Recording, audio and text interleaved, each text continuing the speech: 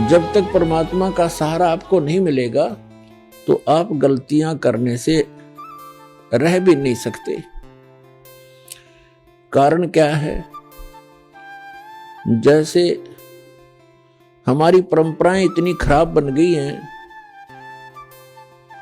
कोई लड़की का विवाह करना चाहता है, हमारा सिर घूम गया लड़के वाले का, वो सोचता है कि लड़की वाले को लूट लूं और बहुत ज्यादा धन लूं, अच्छा कोई बढ़िया लोग दिखावा दो भी, कोई अच्छा दहेज प्राप्त करूं। अब कन्या तो उसके भी है, जिसका लड़का उसके लड़की भी होगी एक आध को छोड़कर, तो उस समय वो भूल जाता है कि कन्या तेरे घर भी है और आपने भी इसका विवाह करना है।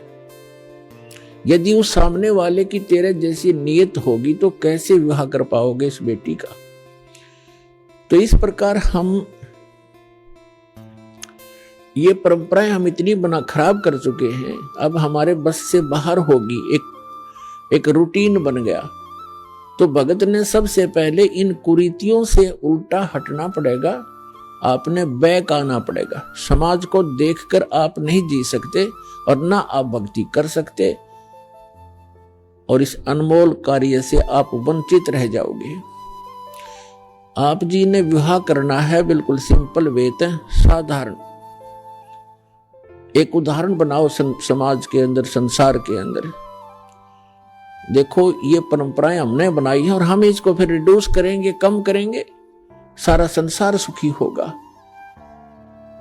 अब यहां विवाह करते हैं, बहुत सी ऐसी घटनाएं घटती हैं। पहले दिन लड़के वाले खूब नाच रहे हैं, माच रहे हैं, डीजे बजा रहे हैं, धरती तोल रखी है।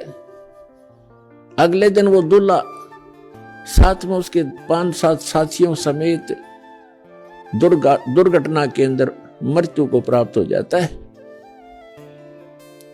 बारात जा रही थी, अब पहले दिन तो डीजे बाज रहे हैं, सब नाच रहे हैं कंजरों की तरह, बहन भी, बेटियां भी, मां भी, बाप भी सरेआम। अगले दिन वो मृत्यु को प्राप्त हो जाता जिसके ऊपर वो नाच और माच रहे थे। अब टक्कर मार कर रो रहे हैं, अब चाट ले उस डीजे ने, सिर पर धर ले उस दहेज ने। तो पुण्यात्माओं, ज्ञान बिना दुखी हो रहे हम, और ज्ञान परमात्मा बिना हमें कोई नहीं दे सकता, क्योंकि हम गलत लोक में रह रहे। ये लोक बहुत गंदा है, यहाँ कोई भी दूसरे को सुखी देखकर प्रसन्न नहीं, और ये काल की प्रेरणा से है। जब हम भगवान की शरण में आएंगे हमें सद्बुद्धि मिलेगी, और तब हम भगवान से डरेंगे।